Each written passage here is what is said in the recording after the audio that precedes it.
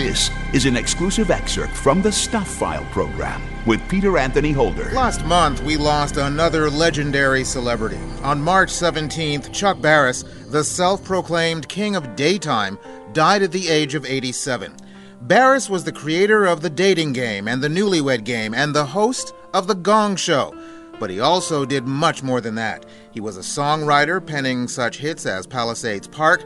He even claimed to have worked as an assassin for the CIA, a claim which the CIA has vehemently denied. That last story was chronicled in his book and subsequent film, Confessions of a Dangerous Mind. Well, in May of 2003, I had the chance to talk to Chuck on my old radio show when he was releasing an album. It was entitled Confessions of a Dangerous Singer.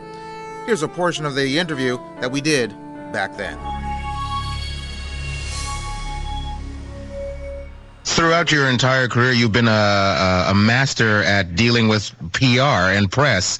You did it so well when you were doing the game shows, and then you vanished. Yes, I did. I vanished. Well, the fun went out of everything. I mean, the fun went out of television for me. I had been in it for almost 20 years. It was tremendous while it was in the beginning and all the way up.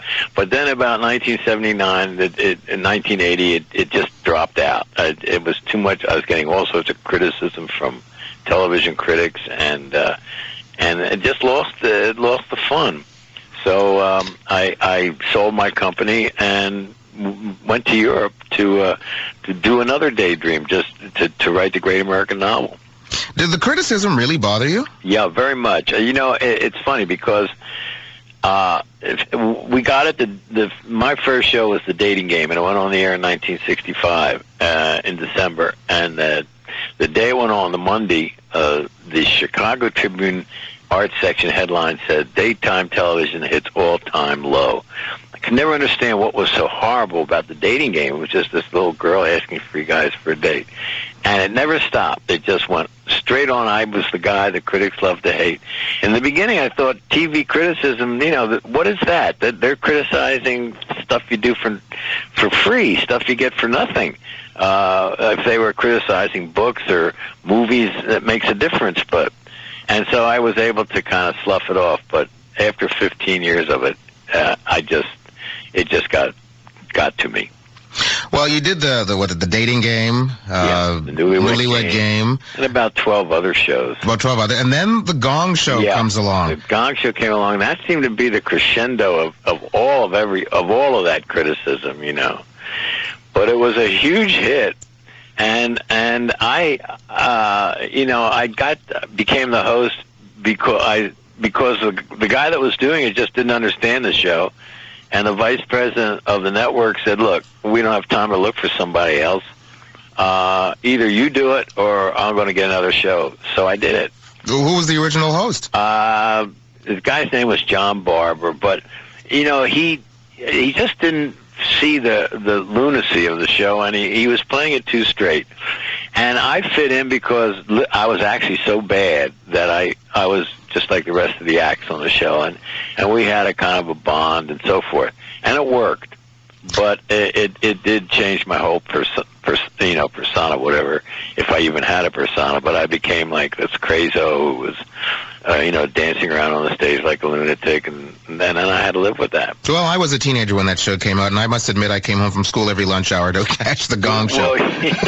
Well, the other thing was it was so much fun to do. I could have replaced myself easily after the first year, and when the show was solid and it was on the air, but it was just too much fun to give up doing. And I would sing with those guys that were playing when we were in commercial, and the whole feeling was fun.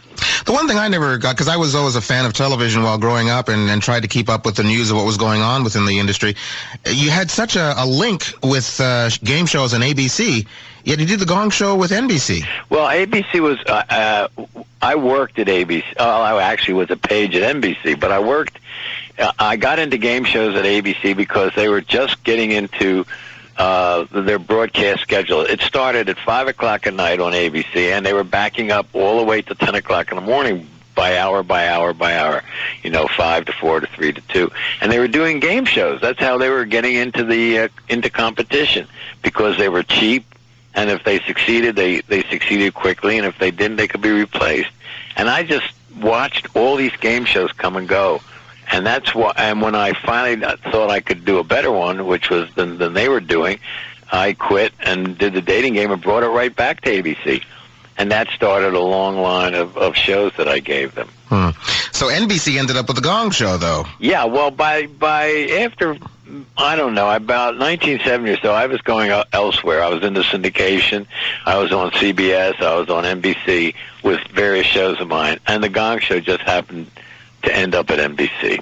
Getting back to your music a little bit, the album entitled Confessions of a Dangerous Singer, one of the songs on the album is a song that you wrote. Well, there's several songs that you wrote, but one that was a hit, as I mentioned in the introduction, Palisades Park. Yeah. How did that come about initially as a songwriter for you? Well, that was very strange. You know, I can't read music, and I really can't play any instrument really well.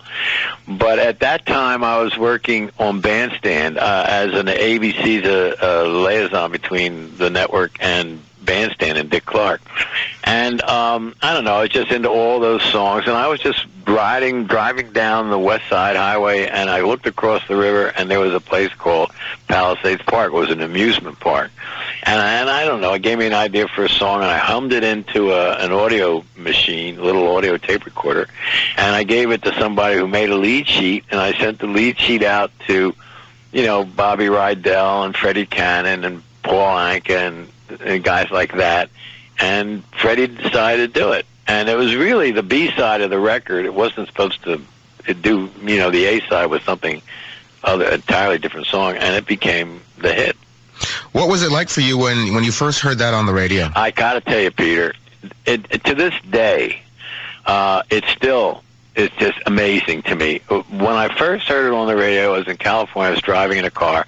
I had to pull over on the side of the road. And it's just that same feeling today. If I hear it on the radio, I'll turn that radio up. I'll stop what I'm doing.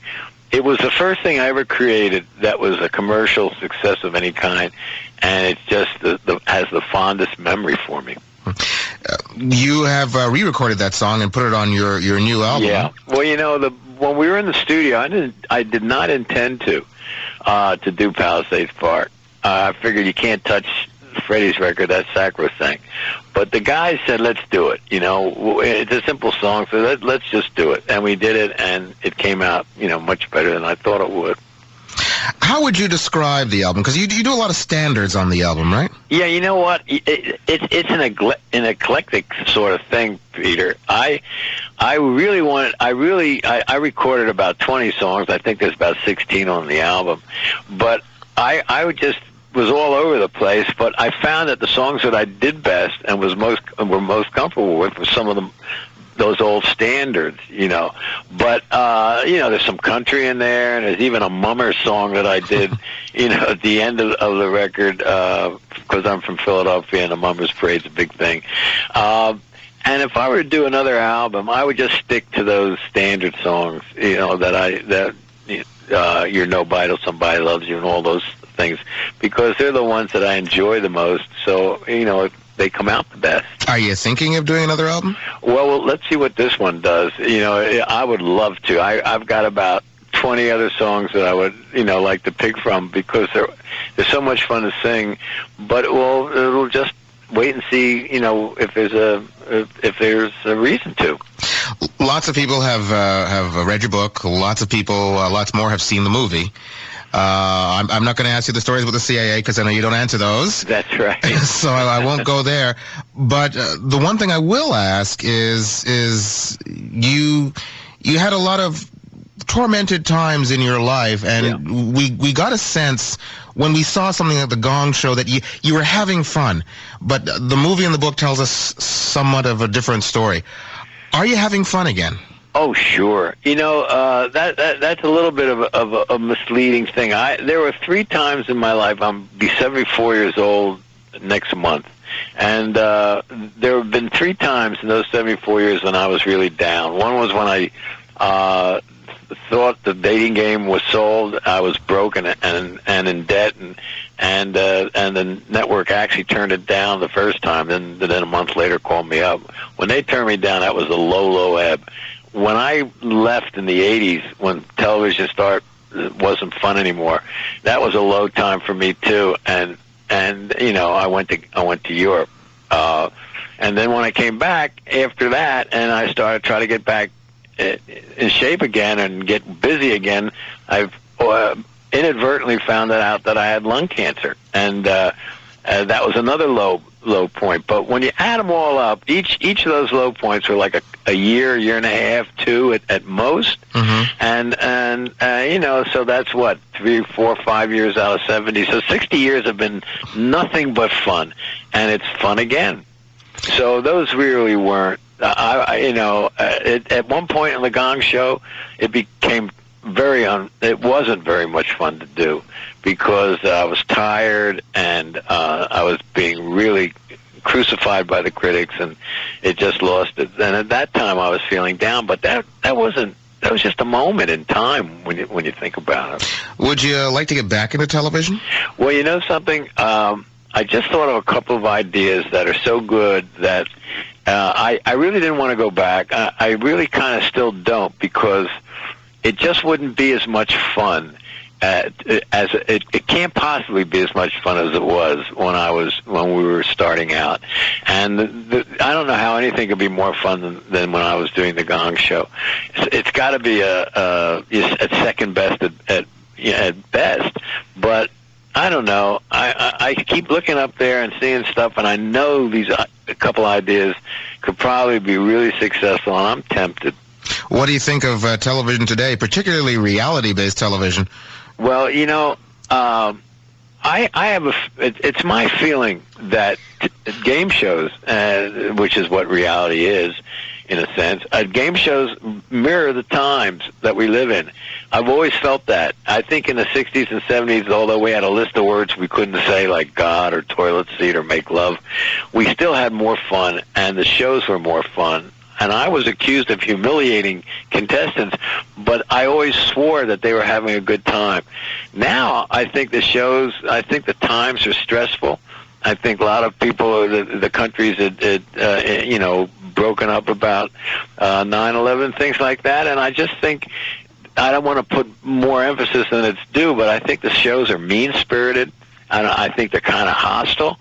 And it just doesn't seem like people are rooting for losers and the people to get embarrassed, and that's what I think the big difference is.